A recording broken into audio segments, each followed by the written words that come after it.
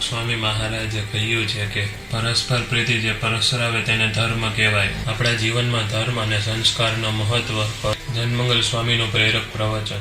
માણસને ખૂટે છે શું ઘરમાં કે ભાઈ પરિવારમાં પ્રશ્ન ઉભા થાય છે. ધર્મ માણસને ભેગા કરે છે. સ્વામીજી એક સૂત્ર આપ્યું છે કે પરસ્પર પ્રીતિ પસરાવે તેને ધર્મ કહીએ. ધર્મ માણસને અલગ ના કરે. જે ઘરમાં કંઈક પ્રશ્ન થાય છે એના ધર્મમાં ખામી છે પાળવાની અંદર આપણી, કારણ કે આપણા જીવનનો પીરિયડ બહુ ટૂંકો છે અને આ બધી વસ્તુ નાની નાની વસ્તુમાં આપણે પ્રશ્ન ઉભા કરીને સોલ્વ કરવા જશું ને એમાં આપણે આવડતા વપરાઈ જાય. આજે ઘણી બધી જગ્યાએ પારણો કરી છે મેં, પણ અહીંયા સાંભળ્યું છે વ્યસનો બહુ પહેરી ગયા છે. કાલે આખું સેશન આપણે એના માટે લીધું. ભાઈ વ્યસનથી કોઈ લાભ જીવનમાં નથી. રેલવેની અંદર નીકળવાની જગ્યા હોય ને એમાં અમુક સ્ટેશનોમાં જો બારા હોય છે દિવાલમાં, ત્યાંથી શોર્ટકટ નીકળી જાય માણસો. હવે એ જો વર્ષો પછી બારું બંધ કરે ને તો લોકો કે અમારો રસ્તો બંધ કર્યો. ભાઈ તમે ખોટા રસ્તે વર્ષોથી જતા હતા. એમ આપણે પેઢીઓની પેઢીઓ વ્યસન વગર ગઈ ને આપણે ચડી ગયા કે હવે અમારે નો બંધ થાય, ખોટો રસ્તો બંધ કરવાનો છે. પ્રમુખ સ્વામી મહારાજે લાખો માણસોને સમાજમાં નિર્વ્યસની કર્યા. પરિવારની અંદર કાલે પણ ઘણી બધી વાત તમને કરી છે કે એકાબીજીને સમજવાની કોશિશ કરવી, થોડું નમી દેવું. આપણે આજે વેર રાખવા, કોઈનો બદલો લેવો એ કઈ સારા સજ્જન માણસના સદગુણો નથી. મહાભારતમાં આવે છે કે દ્રૌપદીજીના 5 પુત્રને પાંડવોના દગો કરીને અસ્વસ્થતામાં મારી નાખ્યા. કેટલું દુઃખ થાય એ વ્યક્તિને. પાછળ કોઈ પુત્ર પુત્રી નથી એને. હવે એ વખતે શ્રી કૃષ્ણ ભગવાનને અર્જુન અસ્વસ્થતામાં પકડીને લઈ આવ્યા દ્રૌપદી આગળ, અને દ્રૌપદી એને કૃષ્ણ ભગવાનને આજીજી કરી કે એને છોડી દો તમે. મારા દીકરા મને વાલા હતા, મને રડવું આવે, દુઃખ થાય છે, એ મરશે ને તો એની માતાને પણ દુઃખ થશે જ, માટે બની ગયું અને ભૂલી જાઓ. આપણી સંસ્કૃતિ આ છે. પ્રમુખ સ્વામી મહારાજ છે એની કોઈને બદલો લીધો નથી, કોઈને કીધું નથી. કેટલા બધા એના 60 થી 70 વાર તો જાહેર અપમાનો થયા છે એમના, પણ ક્યારેય મોઢા પર ઝાખપ નથી આવી.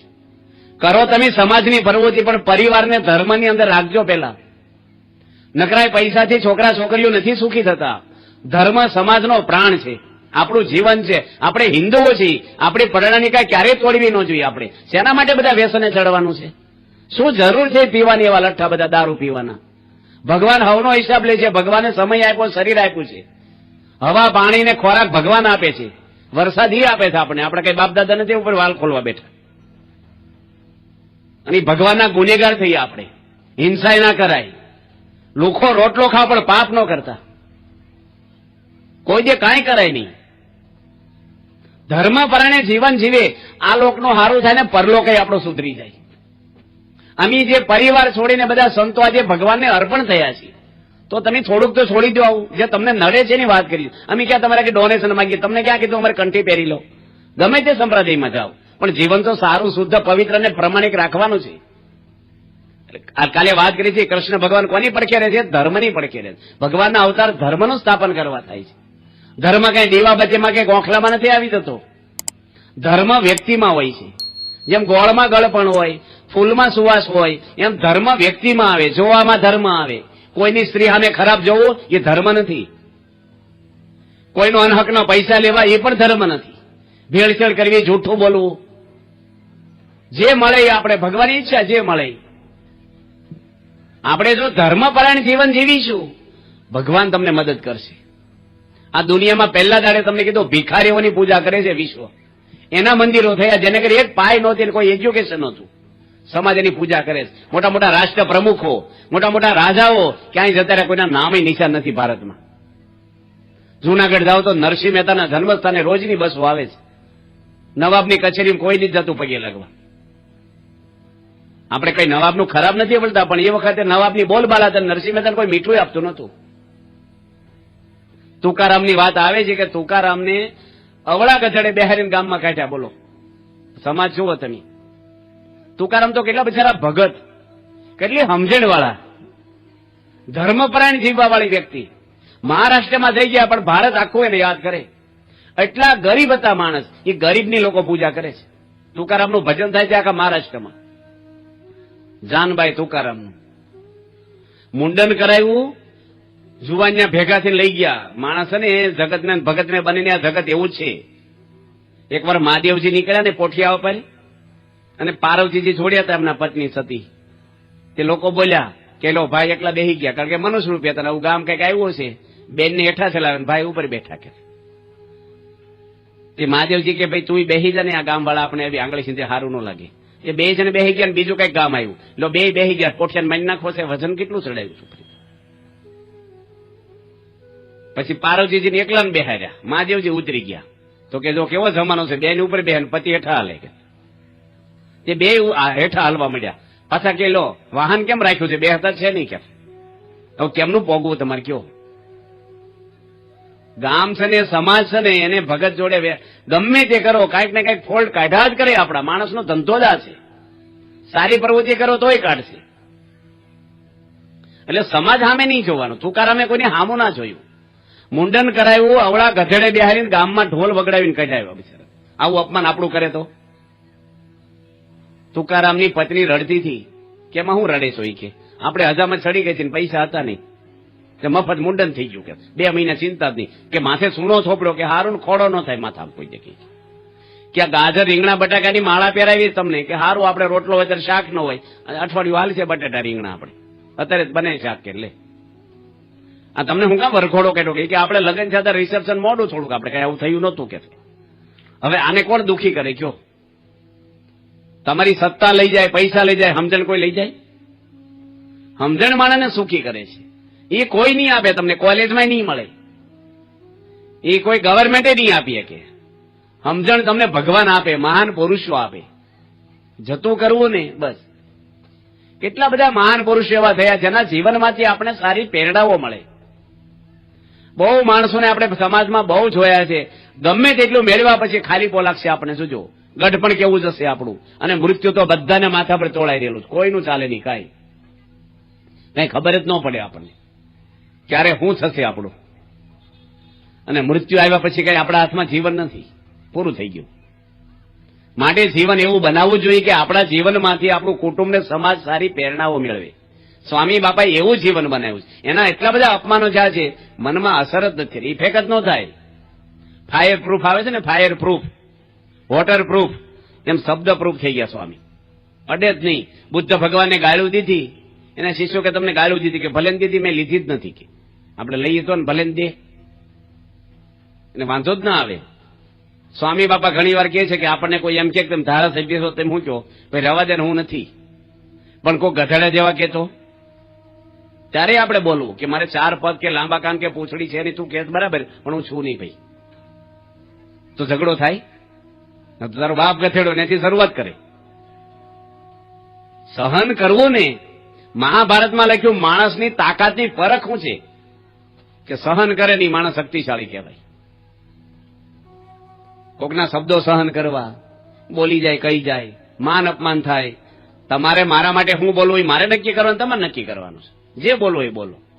હું લાઈન ઉપર જીવું છું તો તમે ભલે ને બધા નિંદા કરો, મને કાંઈ નહીં નડે, પણ તમે બધા સન્માન કરશો, હું લાઈન બહાર જીવીશ ને, મને શાંતિ નહીં થાય. ધર્મ છે એ બરાબર આપણા પરિવારમાં આપણી અંદર વણાઈ જવો જોઈએ. આજે આરતી છે આપણા ઘરમાં થાય, થાળ થાય, વાંચન થાય ધર્મ ગ્રંથોનું. અત્યારે મોબાઈલ આવી ગયા છે ને, માણસ આજે ખબર નહીં મા બાપ વગર જીવીએ કે પણ મોબાઈલ વગર ન જીવીએ કે.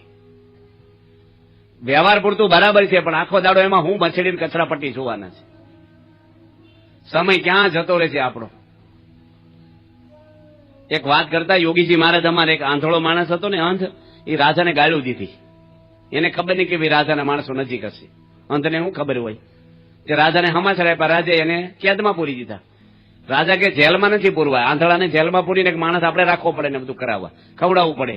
એને 25 ગાવનો ગઢ છે આપણો રાજ્યના, કિલ્લો મોટો, એમાં પૂરી દો. એક દરવાજો છે, લડાઈ થાય ને એટલે એક જ દરવાજો રાખતા, લડાઈ કરે. એ આંધળાને જયારે દરવાજો આવે તો નીકળી જાય બસ.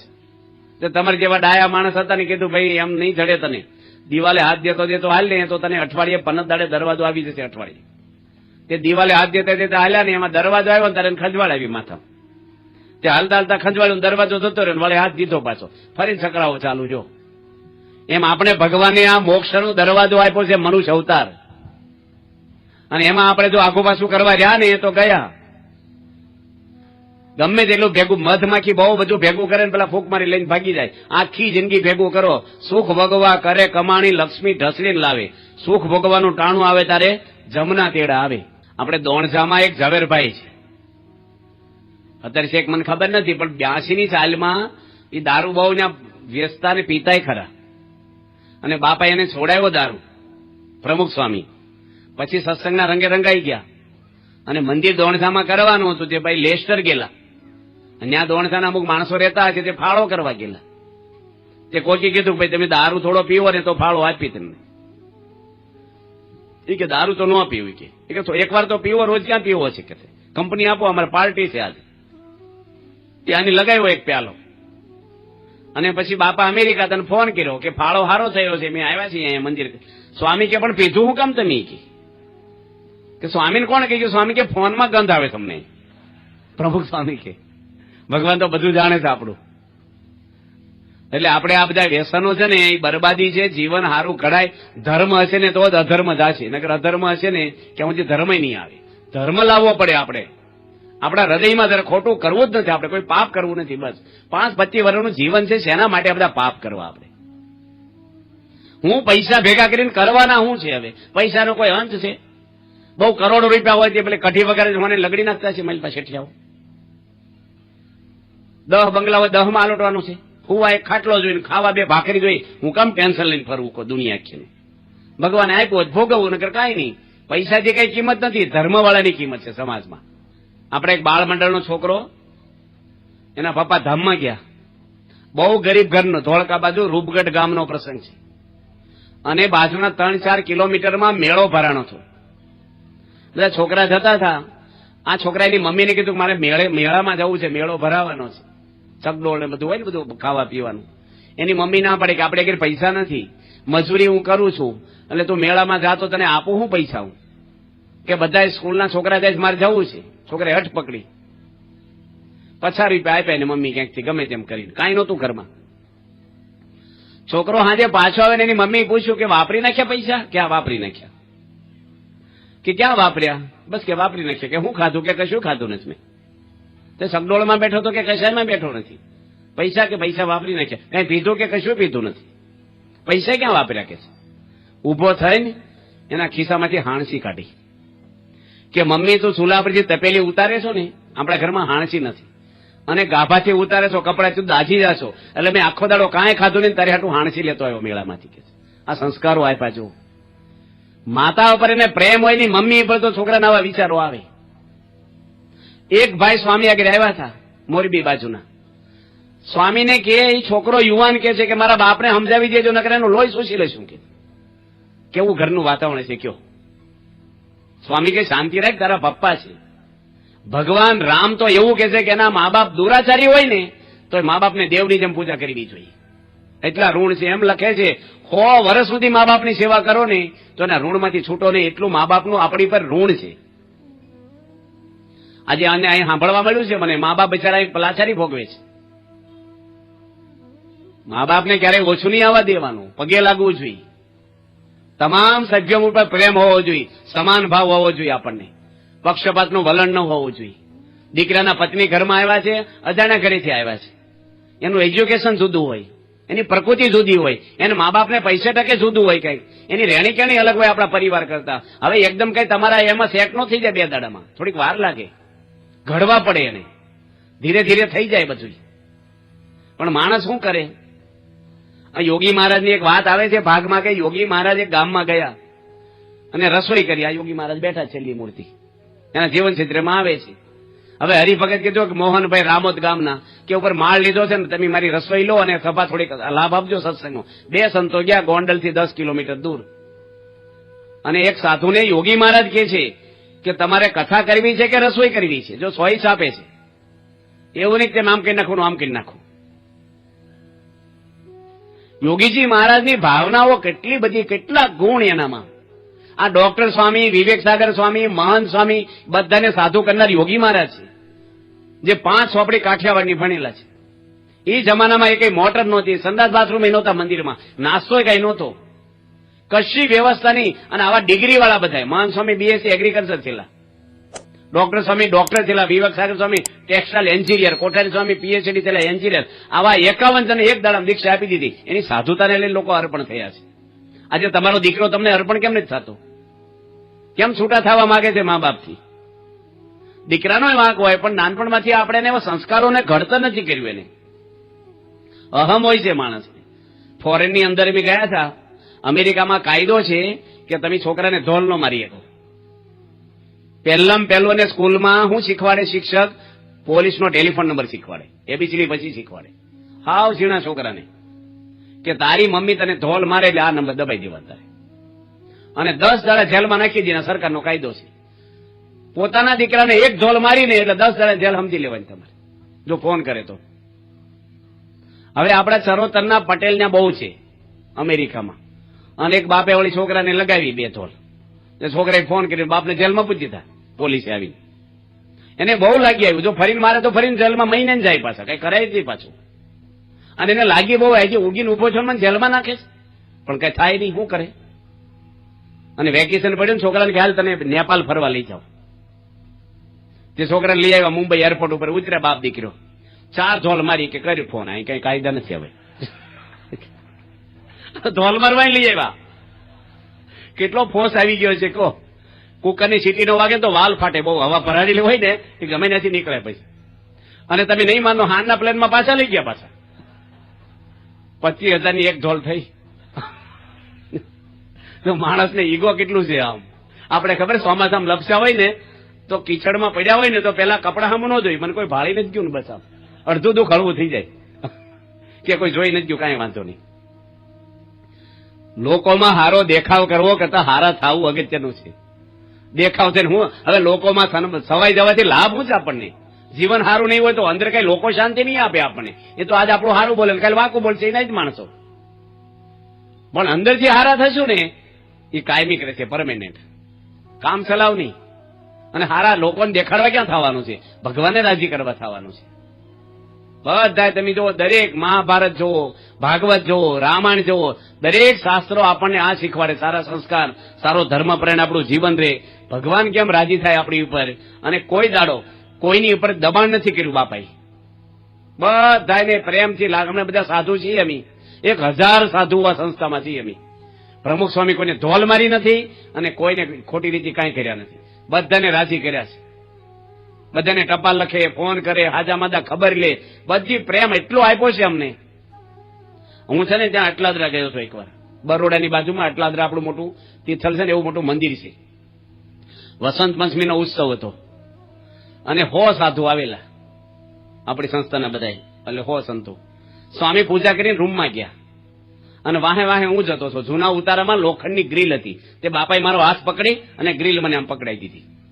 મેં કીધું શું કરવાનું છે? કે આમનામ જ ઉભું રહેવાનું, અંદર કોઈને અવાજ નહીં દેવાના કે છે. હું નાસ્તો કરીને દવા લઈને મારે સભામાં જવું છે. 25,000 માણસો સભામાં આવ્યા છે. અહીં બધા મળવા વાળા આવે ને પ્રશ્ન લઈને આવે ને 11 વાગી જાય, સભામાં ક્યારે જવું આપણે? મેં કીધું સાધુને આવવા દેવાના કે કોઈને નહીં આવવા દેવાના? મને કે હવે 100 સંતો, બધા ઠીમે ઠીમ સંતો, જૂના કોઠારી ને કથાકારો. હું આડો આમ ઉભો છો ને બધું ટોળું આવ્યું સંતોનું. મને કે કેમ આડો રાખીને ઉભા છો? મેં કીધું હું તો ખાલી ઉભો જાઉં. કે સાધુને રોકવા કઈ હેલું છે? આખો સ્વામીનો રૂમ ભરાઈ ગયો. સ્વામી જોયા કરે મેં જાતે ઉભા રાખીને આ બધા કેમ આયા છે કે પછી વખતે આપણે કઈ પહેલી લાઈનમાં ન બેસાય ને, એટલે હું છે ને વાહે બેસી ગયો હેઠું જોઈને. સ્વામી જોયા કરે. સ્વામી ક્યાંય આગળ આવો, કેમ બધાને આવવા દીધા? ના પાડી હતી ને. મેં કીધું સમય તો હાજે પૂરો થઈ જાય ને, અમારે કાયમ ભેગું રહેવાનું છે. સંબંધ હારા રાખવા પડે. બાપા કે આજ્ઞા પાળવા મોહબત ન રખાય કોઈ નહીં. કે હરિભક્તો, એક સાધુ કે હરિભક્તો બહાર બેસતા નથી, એમ સંતો બહાર બે એક દાડો. કે મેં કીધું હરિભક્તો નો આવવા દે તો બૈરા છોકરા ભેગા બેસીને આનંદ કરે. સાધુને કોણ છે કોઈને ભેગા બેસવા દે? કીધું. સ્વામી કે સાચી વાત છે, ભલે આવ્યા, કાંઈ વાંધો નહીં. કે તમારે કઈક મન દુઃખ થયો હોય તો હૈયું હળવું કરો. તમારી પત્નીને કહો, શાળાને કહો, હાઠુને કહો, મા બાપને કહો. અમારે કોને કહેવા જાવ? કઈક લઠ્ઠો પડ્યો હોય તો અમે તમને કઈ શું કહો? એટલી કથા કરો તમને આવું થાય છે, ઉડતું વધારે હળગાવે. કહેવાય નહીં ને કહેવાય નહીં. અમારે કોઈ ઘરે ફોન ન થાય. બધા સાધુ રહે છે, કોઈને પરિવાર નથી. એક કેવળ પ્રમુખ સ્વામીનો પ્રેમ ને હેત આવ્યા. બધા સંતો 1000 સાધુ. હવા હો તો એન્જિનિયરો સાધુ થયા આપણી સંસ્થામાં. એક એન્જિનિયર થવું, હવા હો એન્જિનિયરો છે, કેટલા ડોક્ટરો છે, કેટલા ચાર્ટર્ડ એકાઉન્ટો છે, કેટલા છોકરા વિદેશના છે. લગભગ 150-200 સંતો ફોરેનના સિટીઝન સાધુ થયા છે. બધા એક સૂત્ર છે, એક બધા બાપાની આજ્ઞાથી જીવન, પવિત્ર જીવન જીવે છે. કોઈ ચા નહીં, કોફી નહીં, કોઈ રાજકારણ નહીં, કોઈ ટીવી નહીં, કોઈ સુખ નહીં, પૈસાને અડકવાનું નહીં, જોડીમાં રહેવું, આજ્ઞામાં રહેવું, મન ધાર્યું નહીં કરવાનું, જેમ કે એમ જ કરવાનું. અમારે એક સંત આવ્યા હતા અમેરિકાથી, તે પરિચય આપ્યો બાપાને મુંબઈ, કે બાપા આ M.Com નું ભણીને આવ્યા છે. સ્વામી કે હું ભણ્યા છે? કે M.Com. બાપા કે આપણે જેમ.com ની ડિગ્રી લેવી. કે સ્વામી એ તો યુનિવર્સિટીમાં હોતી નથી. સ્વામી કે જેમ કેમ કરવું એનું નામ જેમ.com ડિગ્રી કહેવાય. કે જેમ.com સ્વામી વ્યાખ્યા કરે છે. આજ્ઞામાં રહેવું ને બહુ ભારે પડે. આપણી રીતે જીવન જીવવું હોય ને તો મજા આવે. અઘરું છે આ. એક છોકરો અમદાવાદમાં કડી પહેરે કાનમાં, તે સ્વામી કે લાવ્યા સંતો, કે બાપા આ ભવાયા જેવો લાગે છે. અમે કેટલા દાડા કહી છીએ, સત્સંગીનો છોકરો છે, કડિયું બે કાનમાં પહેરે, છોકરી જેવો લાગે છે. સ્વામી કઈ બોલ્યા જ નહીં. જો એને કડી કઢાવવાની છે, પણ પ્રમુખ સ્વામીની રીત જુઓ તમે. બાપા કે એમાં શું વાંધો, પેલાના રાજાઓ તો કાનમાં પહેરતા ઘરેડી કે કડિયું.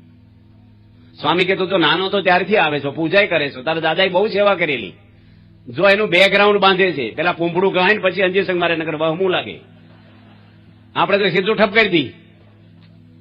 અને સ્વામી બાપાએ બધું બેકગ્રાઉન્ડ બાંધીને પ્રસાદ આપ્યો, કે બાપા કડી કાઢવાની વાત કરો. સ્વામી કે ભલે ને પહેરે, એમાં શું વાંધો છે? છોકરો કે જો સ્વામી છૂટ આપી, કોઈ મને સંભળાવતા નહીં, છોકરી જેવો ભવાયો કઈ નીકળી ગયો, બાણે પહોંચ્યો. સ્વામી કે પાછો આવી તો કયા ધોરણમાં ભણે છો? કે બાપા 12મું પૂરું કર્યું, કોલેજમાં આવ્યો. સ્વામી કે ઝઘડો બગડો થાય ને, આ તો મને વિચાર આવ્યો. સ્વામી કે કોલેજમાં ઝઘડો છો ને તો કડી કોખે તારો કાન તૂટી જાય, એને કરતા ન પહેરે આમ તો સારું. એ કે સારું કાઢ નાખીશ, કઈ વાંધો નહીં. કે જો કઢાવવાની રીત આ.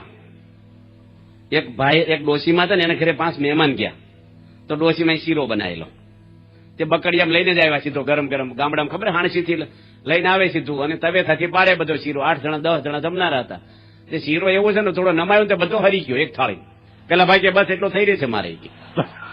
એટલે ભાઈ વાહે માણસો તો જો બિચારા છે. ફરીને બોલાવે ડોશીમાં ને ગમવા. અમુકના ઘરે જઈ તેનું વાતાવરણ જોવું જોઈએ. ફોન કરીએ તો ખબર પડી જાય શું કામ છે, બોલો, સમજી જવાનું. બહુ અત્યારે કાંઈ બોલવાનું છે આપણે. સ્વામીજીને બધું પામી જાય, સંતોના શબ્દો ઉપરથી પામી જાય. કોઈ પણ માણસની ઉગ્રતા, ભાવના બધું સ્વામી પામી જાય. જેવા માણસ હોય ને એવી સ્વામી ટ્રીટમેન્ટ આપે. એટલે બધાની યાદ થાય. બાપા મુંબઈ હતા, મુંબઈની અંદર સ્વામીની બોડી ચેક કરાવવાની હતી, એટલે હોસ્પિટલમાં લઈ ગયા. હવે હોસ્પિટલમાં જવું ને આમ થોડી આપણું મનમાં બહુ આમ એ થયા, મનથી ભાંગી જાય. અને મુંબઈ તો ટ્રાફિક, દૂર હોસ્પિટલ હોય, 10 વાગે ડોક્ટરો આવે. સ્વામી 8 વાગે આવ્યા પાછા બપોરના. 45 હરિભક્તો બળવા વાળા હતા, જમવાનું બાકી. સ્વામીનો જમવાનો સમય 12:30 અને 1:30 વાગ્યો, અને ભૂખ્યા પેટે જવાનું હતું હોસ્પિટલમાં. એટલે સવારનું કશું લીધું નથી. એની ઉંમર જો એને હાર્ટ એટેક આવેલો છે, કેટલી દવા ચાલતી હોય, કેટલો માણસ કંટાળી જાય આવીને. 45 જણા મળવા વાળા હતા ને, સ્વામીને પેલા હરિભક્તોને કીધું સ્વામી જમ્યા. એટલે કેટલા વાગ્યા? 2 વાગ્યા બપોરના. થોડો આરામ કરવાનો હોય એમને. સંતો કે બધા હરિભક્તોને કે હવે આ મોડું શું છે, સ્વામીને આરામનો ટાઈમ છે, તો તમે કાલે આવજો. સ્વામી કે ના ના બિચારા આવી ગયા તો મળી લઈ નહીં વાર લાગે. 45 જણા ખાલી પગે લાગવાને જ આવ્યા, પ્રશ્ન લઈને આવ્યા છે. એ બધાને શાંતિથી જવાબ દેવાના છે. અને બધા દુઃખના પ્રશ્ન હોય છે. કોઈ હારી ટપાલ એવી લખે મારે ધંધો બહુ સારો હાલે, કઈ રસોઈ બસોઈ લેવી હોય કહેજો, મંદિરમાં કઈ જરૂર હોય એવું કોઈ ટપાલ લખે. લઠ્ઠો પડે ને તો ટપાલ લખે, પંચર પડે તારે સ્પેર વ્હીલ આપણે વાપરીએ. સ્વામી 45 જણને મળ્યા, 1.5 કલાક થયો. કેટલા વાગ્યા? 2:45 વાગ્યા. હવે સ્વામી આરામમાં જાય, થાકેલા છે, હોસ્પિટલમાં જાય. અને એક કાકા કાઠિયાવાડના નાનો છોકરો તેડીને આવ્યા, કે ઉભા રહ્યો બાપા, આ છોકરાને આશીર્વાદ આપો. કે સ્વામી હુવા જતા ઉભા રહ્યા. પછી નામ પાડો. સ્વામી કે રાશિ શું છે? કે તમે જોઈ જો ને. કે છે આ જન્મ એટલા વાગે થયો છે, તે સિંહ રાશિ આવ્યું. સ્વામી કે મને ઠ આવે તો સ્વામી કે મયંક રાખો, મયંક. દાદા કે શું કીધું બાપા? સ્વામીને ખબર પડી ગઈ કે આને ઓઠે નામ. સ્વામી કે મયુર રાખો. બસ સરસ, લો મયુર નામ સારું. કે છે પછી કે ગળું મોઢું જ કરાવો છોકરાને. તે કોથળી શીરો લઈને આવેલા પાછા. એ કોથળીમાં બાપાએ હાથ નાખ્યો પાછો, એટલે આખો ઘી વાળો વાત થાય. છોકરો પાછો મોઢું ખોલે નહીં પાછો. 3 વાગ્યા બપોરના. સ્વામી એના ગાલ દબાઈને મોઢું ખોલીને અંદર શીરો ભર્યો થોડો. ગમે તેવા ગુરુ હોય ને પડખે આવે, આવું કોઈ નવરો નથી આવું કરવા. બાપા છે ને બધાને રાજી કર્યા છે.